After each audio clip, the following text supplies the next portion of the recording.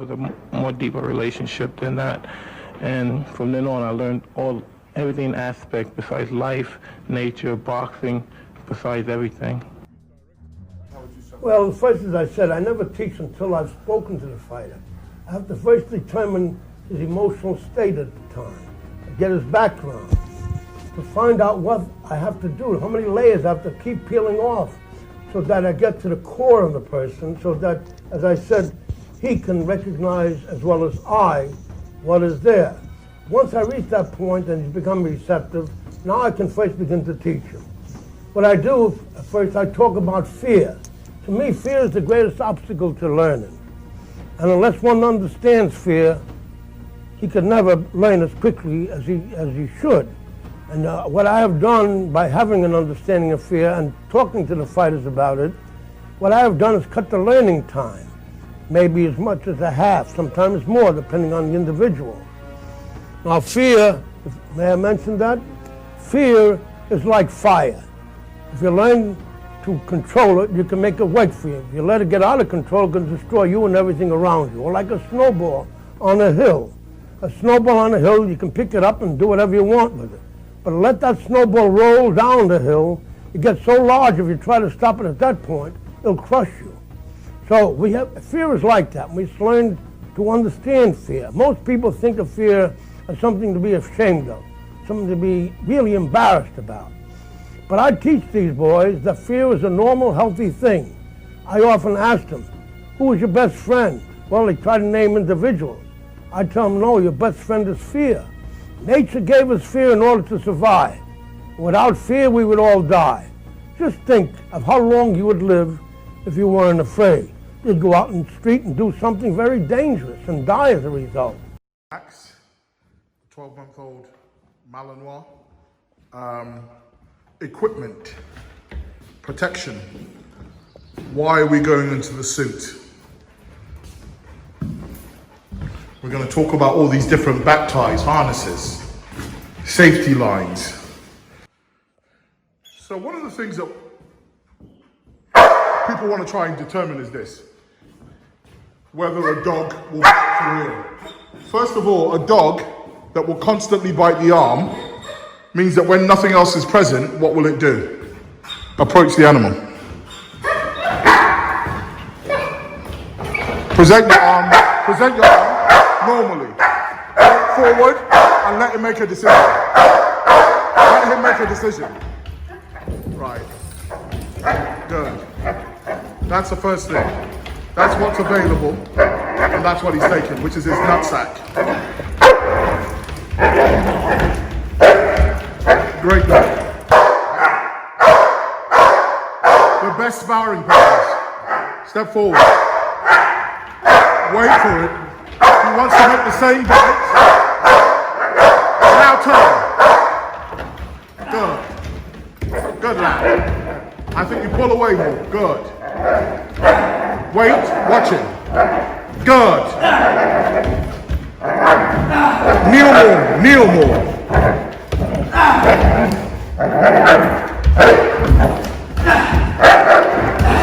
Go back into it. Push back into it. Wait. Read it. There. Good. More vocals. Good. We bred him here. An absolute beautiful example of a German Shepherd. Can you give him a hug? Put your thumb in his ear.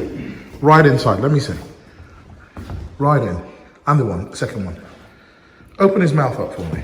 Good boy, Look at those teeth. Fucking hell. Let's see those canines again, please. Lord have mercy. Lord have mercy. That is one of the things that we're breeding for. Again, please. Let me see that. More. Good boy, That will cut through skin like a hot knife through butter. Amen. So, helper work. We're going to start to work this dog in the bite suit, making sure that he's happy to bite everywhere. Step forward. Activate your dog. Pass up. Walk forward, present nothing. Let him make a choice. Good lad. Now give him. Christian's job and my job is to help Archie understand the importance of effective fighting by active learning and role play. He must learn how to disable a criminal effectively. Activate him. First of all, back off. That's the first thing. Move your arm. Oh, good lad. Good lad. Good lad. The minute he lets go, escape. Run off. Go and run away. Ah, good lad. Our personal protection dogs are not owned by security officers. They're not owned by police dog handlers. They're owned by people that are vulnerable to crime. They're not able to fight back. So for us, our dogs must be able to really fight. They must really understand the importance of, delivering bites, switch biting to protect themselves, and getting us DNA. Because these home invasions are getting completely out of control. So this dog, a lot of the time, will be left to deal with the threat while the family can pack the children, the wife, the husband, and get out of that house, get out of that environment.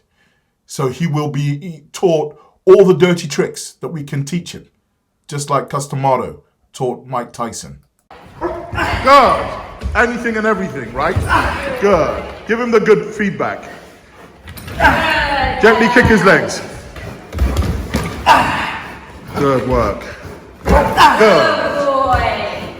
Good lad. Good boy.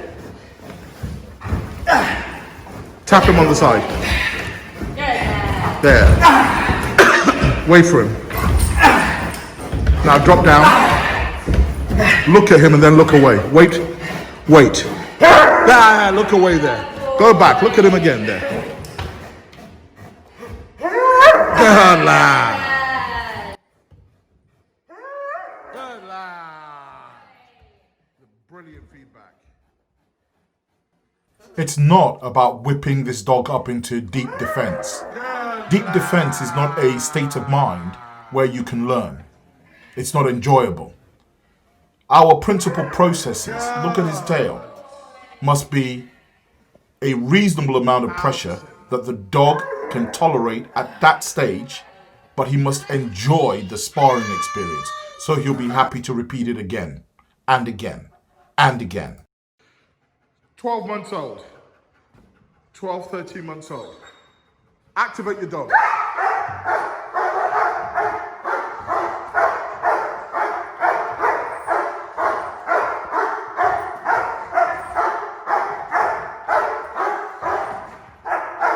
A decision. Step back. Good. So that's a first decision. Active learning and role play. We are presenting different body parts, so the dog doesn't get conditioned just to arm presentation. He's learning that things will change during a fight, and he must still deliver the bite regardless.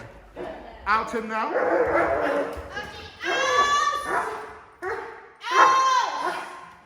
Now you're going to present an option with both your legs, yeah? Tuck your hands in front of you. Yeah.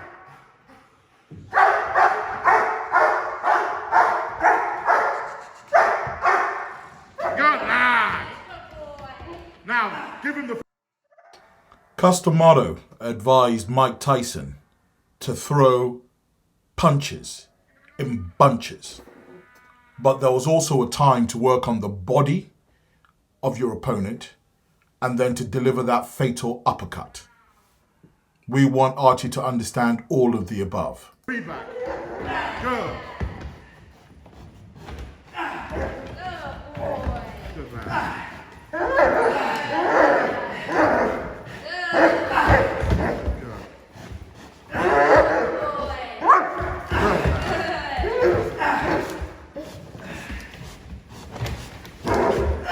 Nice fight.